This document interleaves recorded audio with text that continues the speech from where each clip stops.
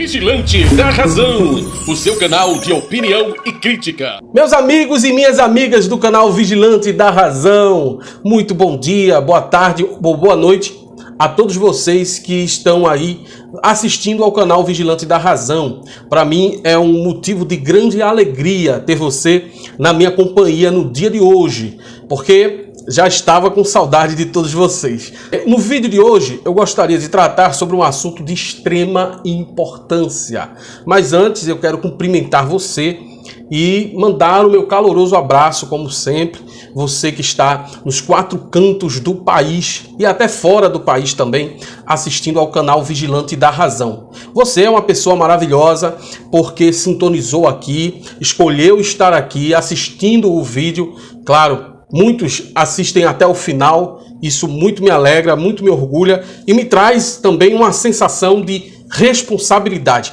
Eu quero agradecer de coração a você, você que tem confiado neste canal e depositado o seu voto de confiança no Vigilante da Razão. Um canal que em pouco tempo já estamos aí com mais de 500 inscritos. Isso muito me alegra, eu sei que você é parte fundamental do crescimento do canal Vigilante da Razão. Então, receba meu caloroso abraço, você dos 27 estados da federação, você das regiões administrativas de todo o país, você que está também fora dos Estados Unidos, Portugal, enfim, sinta-se abraçado por Denilson Douglas. No vídeo de hoje eu gostaria, como eu falava, de tratar de um assunto muito importante. E de antemão, eu quero já fazer um alerta a você que talvez pensa que este canal, como outros canais do mesmo segmento, né? Quero mandar um abraço a você que está aqui pela primeira vez. Canal Vigilante da Razão é um canal que trata sobre diversos assuntos. Ateísmo, religião, um pouco de filosofia, política, atualidades. Isso é o nosso principal, esse é o nosso principal objetivo aqui. Ok? Então, muita gente pensa que estamos perdendo tempo. Estamos tratando de assuntos cansativos, exaustivos, estamos tapando o sol com a peneira. E eu tenho uma observação a fazer. Escuta só.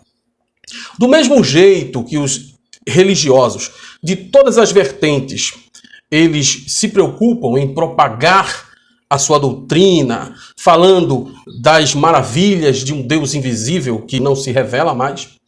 Embora que muitas pessoas teimam em dizer que há uma manifestação nos dias de hoje, através de línguas desconexas, através de supostas profecias, através de um sistema religioso muito bem arquitetado e que faz com que líderes tenham uma vida nababesca à custa dos seus fiéis. Eu sei.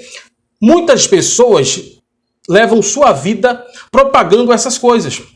E nós que somos ateus, agnósticos, pessoas que são livres pensadoras, pessoas que são gente que não concorda com as práticas religiosas, com os enganos que são propagados por aí, nós temos o nosso direito também de expressar a nossa opinião. E isso nós procuramos fazer como o canal Vigilante da Razão faz já há cerca de 8 meses. É pouco tempo, mas eu precisava fazer isso. Era uma necessidade minha, ou melhor, é uma necessidade minha. Quem já me acompanha há um bom tempo sabe que é difícil para mim disponibilizar esse tempo para estar aqui com vocês, embora que eu ame estar aqui com vocês. Mas é difícil. Eu falo de coração. Há uma dificuldade. Eu tenho família.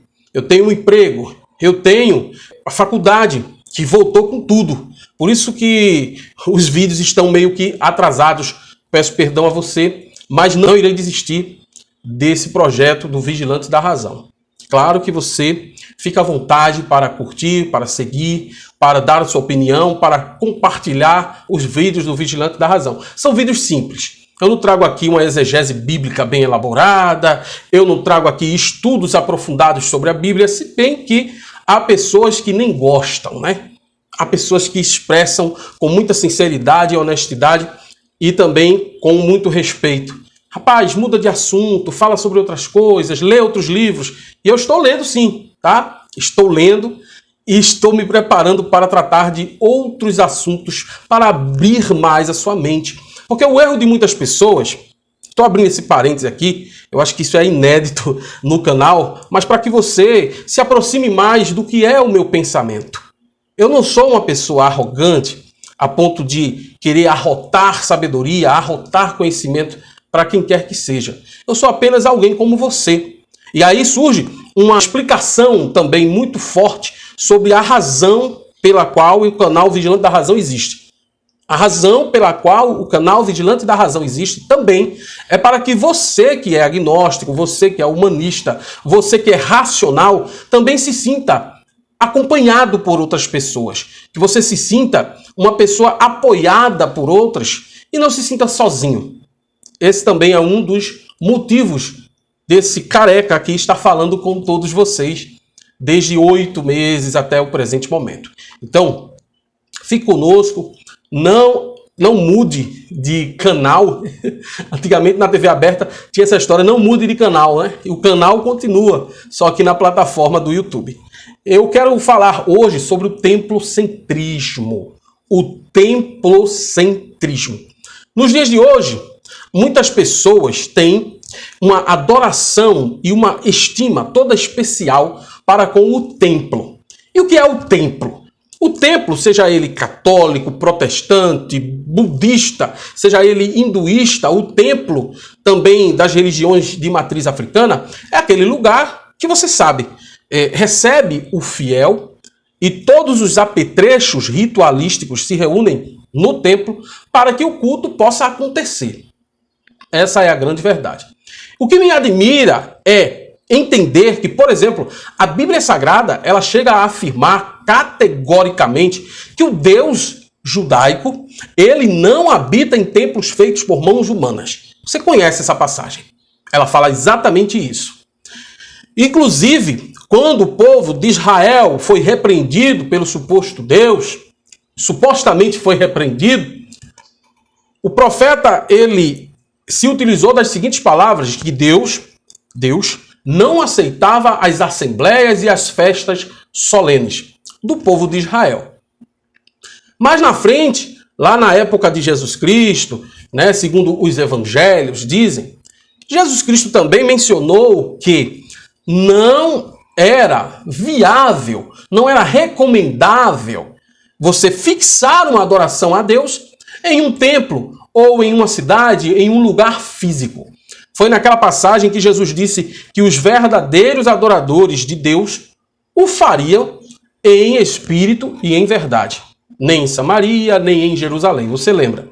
Agora, me admira saber que nos dias de hoje, os evangélicos protestantes, os católicos, toda sorte de religiões que são propagadas no Brasil e no mundo, eles têm um apego tão especial ao templo, a ponto de tratarem o templo como uma casa de Deus.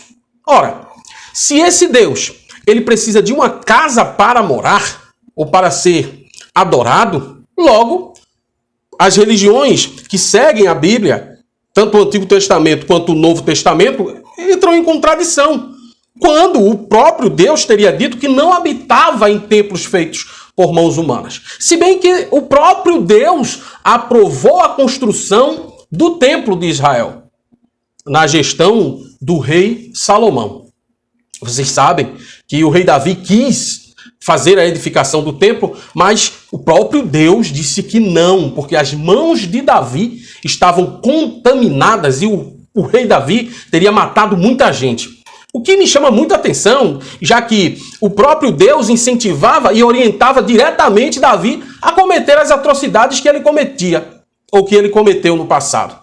Mas mesmo assim, esse foi um dos principais motivos, se não o único motivo, pelo qual, né, se bem que há o pecado de Davi também, né, o pecado de Davi com Batseba, Deus teria proibido Davi de construir aquele templo. E logo mais, o rei Salomão teve o aval de Deus. E Deus teria passado para o rei todas as medidas, né? Passou, inclusive, se eu não me engano, para o próprio Davi, antes de Salomão executar o projeto, Deus, ele determinou todos os materiais que seriam utilizados na construção do suntuoso templo de Salomão, do templo a Jeová, construído pelo rei Salomão. Então, os evangélicos e católicos, eles ficam muito eufóricos com a possibilidade de investir naquilo que aos olhos deles e na fala deles seria a casa de Deus. É interessante isso. Veja, a prática do culto hoje, e desde muito tempo atrás, considera em grande estima a importância incontestável do templo, né? Um local para adoração e bem mais do que isto. Um local onde o próprio Deus, Criador dos céus e da terra, aparece para agraciar os seus fiéis com palavras, consolos, promessas e orientações das mais diversas. O que antes era intermediado por profetas, sacerdotes e, em algumas religiões, pelo uso ritualístico de substâncias reconhecidamente psicotrópicas, causadoras de alucinações, delírios e viagens imaginárias, hoje é vivenciado supostamente por pessoas que garantem elas mesmas que são usadas pelo próprio Deus, entidades, caboclos e guias, quase sempre em templos religiosos e sob suposta administração espiritual dos líderes, a partir de uma visão templocêntrica. Ou seja, o Deus bíblico e o Deus das demais religiões se manifesta com muita exclusividade através dos rituais praticados nos templos, né? E os líderes, eles fazem questão de dizer com todas as letras: no templo é o lugar da adoração. É no templo onde você se põe de joelhos e pede perdão a Deus pelos seus pecados, inclusive aqueles imaginários, né? Então, os sacrifícios são um capítulo à parte. Não foram abolidos das religiões mais diversas que conhecemos. Os sacrifícios. Os mesmos sacrifícios que os antigos egípcios, sumérios, mesopotâmicos praticavam em seus templos e adorações a deuses pagãos, a muitos deuses, de onde supostamente teria advindo a ideia do deus Elion. Aquele deus, o único, na verdade, estima-se que ele fez parte de um grande panteão de deuses. A Israel se identificou com este Deus e passou a adorá-lo unicamente. Não sem ter várias recaídas, adorando a Baal, adorando a Ashira, adorando a vários outros deuses, a várias outras entidades. Mas o templo, a figura do templo, mesmo que fosse um templo rudimentar, um altar construído na rua, construído na floresta, com lenha que era adquirida das florestas do lugar, mas o templo sempre existiu. O templo sempre teve sua importância. E é uma prática tão enraizada na cultura do povo que ainda hoje o templo é muito valorizado. Eles passam por cima, inclusive, dos ditames que a própria Bíblia propaga, quando diz assim: a verdadeira religião é visitar os órfãos e as viúvas e ajudá-los em suas necessidades. Mas os líderes religiosos acham que construir templo é a obra de Deus, porque eles praticam o templocentrismo. Isso é um absurdo. Por quê? Eu não tenho fé, eu não tenho crença, eu não creio em Deus. Mas você crê e você diz que segue a Bíblia. Qual é a Bíblia que você segue? A que manda e desmanda? A Bíblia que ordena que não se construam templos e, ao mesmo tempo, autoriza a construção desses templos? Que confusão é essa que você está sendo vítima? Que confusão é essa que está vitimando os seus neurônios? Que faz com que você entenda que as reuniões no Novo Testamento na casa dos fiéis, representaria construções a exemplo de igrejas aí, templos que são construídos parecidos com o Templo de Salomão ou aquilo que se entende pelo Templo de Salomão. Há igrejas, há templos que são construídos como verdadeiras réplicas das sinagogas judaicas. E por outras religiões também, né? Templos que se parecem muito com as mesquitas, que se parecem muito com os templos originários lá do antigo Japão, da antiga China, né? Então, meus amigos e minhas amigas,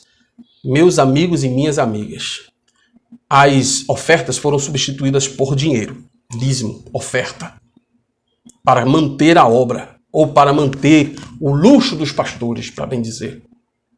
Mas o templo continua sendo o local adequado. Você lembra, na época da pandemia, como foi difícil para esses líderes religiosos entenderem que as igrejas representavam, sim, um ponto crucial de contaminação do Covid-19. Mas eles queriam manter os templos funcionando e não teve uma igreja, pelo menos do meu local aqui, da minha localidade, da minha área, da minha cidade, pouquíssimos exemplos no Brasil afora, de igrejas que abriram suas portas para acolher as pessoas que estavam, por exemplo, em condição de rua ou vítima daquela doença miserável que vitimou tanta gente. Essa é a verdadeira realidade dos fatos. Templo é dinheiro. Templo é dinheiro. E você precisa abrir seus olhos. Você precisa abrir os seus olhos.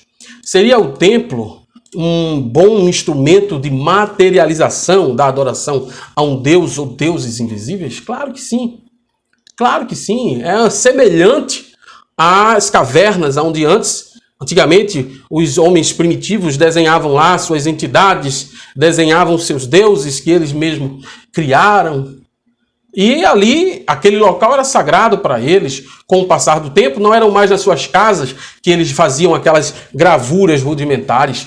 Eram cavernas específicas, locais cheios de simbologia. Quando eles desenvolveram as práticas das esculturas feitas com barro, feitas com madeira, feitas com ferro, os templos também eram locais onde essas imagens estavam ali para simbolizar as entidades que eles tanto adoravam.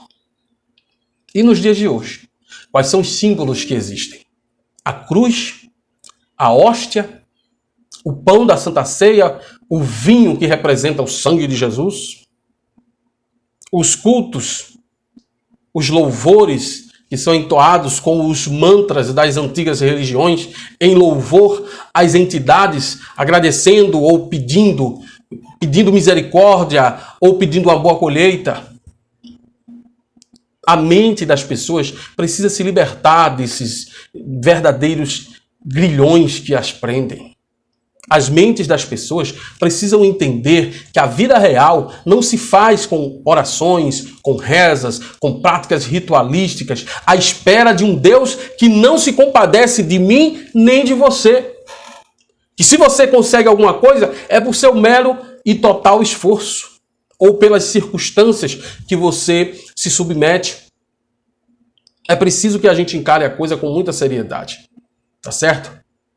Os templos hoje são empresas, os fiéis são clientes, as práticas ritualísticas e a esperança das vitórias são expectativas que os clientes têm de receberem algum benefício. E Jesus Cristo nada mais é que o garoto propaganda de todo esse comércio. Se veja livre disso. Se veja livre disso. Por mais que você tenha fé em um Deus sobrenatural, o que é sobrenatural dificilmente vai se materializar de forma tão minúscula, tão pífia, como 2 horas em um culto, em uma igreja qualquer. Algumas horas num centro de umbanda, de candomblé, aquela manifestação ritualística, aquele transe hipnótico e também psicótico por muitas vezes. Com todo respeito, é necessário que você cresça, é necessário que você entenda que o templo, as religiões, são verdadeiros engodos que têm sido apresentados a você por muito tempo, aos seus pais, aos seus avós, bisavós, tataravós e por aí se vai. Muita gente acha que o que nós estamos fazendo aqui é pregando heresia, estamos sendo instrumentos do diabo para dissuadir as pessoas de suas fezes, ou melhor dizendo, de suas fés. Mas o que eu entendo é o seguinte: só iremos conseguir alcançar os melhores lugares na sociedade, na vida profissional, na vida pessoal, crescer como pessoas, quando nós estivermos preocupados com as pessoas, com gente de carne e osso, para ajudar quem precisa, para disciplinar quem precisa ser disciplinado, e não esperando uma bondade, uma justiça divina que nunca vem. Está aí, a governadora de Pernambuco autorizou investimento de 15 milhões de reais em uma obra de restauração e de requalificação do centro religioso em São Severino dos Ramos, aqui em Paudalho, cidade vizinha. Você talvez não conheça, mas São Severino dos Ramos é um local de peregrinação, é um local turístico, religioso, e parece que a governadora quer transformar São Severino do Ramo, ou dos Ramos, em uma Aparecida do Norte, pernambucana. Tudo isso vislumbrando favorecimento de eleitores que vão votar nela na próxima eleição e nos seus aliados. No fundo, quando o seu pastor, quando o seu líder religioso investe no templo, reforma o templo, coloca ar-condicionado, cadeiras confortáveis, um som agradável, uma pregação fabulosa, o que ele está querendo é atrair a sua atenção e o seu conforto, proporcionar o seu conforto para que você fique preso àquela instituição. Essa é a grande verdade. Para encerrar o vídeo de hoje, eu gostaria de trazer uma simples reflexão. Uma simples reflexão. Imagine um Deus todo-poderoso, criador dos céus e da terra, que de repente se resume, se limita, se concentra numa partícula ínfima, muito pequena, que é um templo religioso. Ali ele se manifesta, ele fala com seus fiéis, ele diz que a fulaninha que está próxima de casar precisa esperar um pouco mais, precisa ter mais paciência. Esse Deus, ele é sabedor da sua dificuldade quando você está desempregado, por exemplo, e precisa arranjar um emprego. Aí ele promete a você, olha, meu filho, eu estou abrindo as portas para você. Com tantos problemas na face da terra, esse Deus vai se limitar a tão pouco? Com tantos problemas sérios, reais? Faça-me um favor. Faça-me um favor. Nós, como seres humanos, a gente não consegue nem condensar uma partícula pequena dentro de uma vasilha que é menor do que essa partícula pequena, essa porção pequena. Como, por exemplo, o leite. Quando a gente põe um leite para ferver, o leite começa a ferver e a internet está cheia de receitas para que esse leite, quando ferva, não derrame. Mas a gente naturalmente não consegue conter o leite e o café na chaleira, na panela que está sendo ali fervido. Ele vai cair. Imagina um Deus todo-poderoso, Criador dos céus e da terra, do universo, de tudo que existe, se condensando, se comprimindo, se limitando, se aniquilando e se transformando num ajudador, num conselheiro amoroso, em um agenciador de emprego, em um realizador dos seus sonhos, dos seus projetos. Eu quero comer uma broa de coco, e a padaria não tem broa de coco. Eu vou pedir a Deus para que o padeiro faça a broa de coco. Eu vou estudar para passar num concurso. Eu vou estudar, mas eu só passo se Deus permitir. Porque dentre todas as pessoas, Ele vai escolher a mim e aos meus amigos, que também são amigos dele, filhos dele, servos dele. Será que isso é verdade? É claro que não. É claro que não.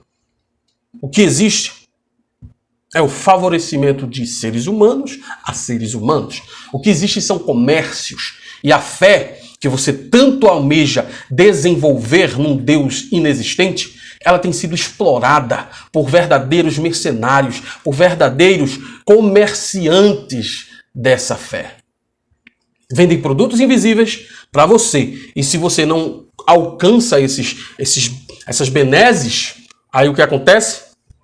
A sua fé foi pouca, filho. Continue tentando.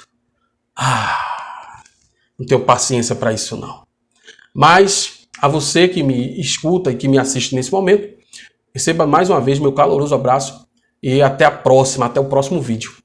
Vídeo um pouco mais extensivo, mas dado o tamanho da responsabilidade de trazer um assunto dessa envergadura, eu acho que ainda fui bem resumido, né? Forte abraço, até o próximo vídeo, pessoal. Tchau, tchau.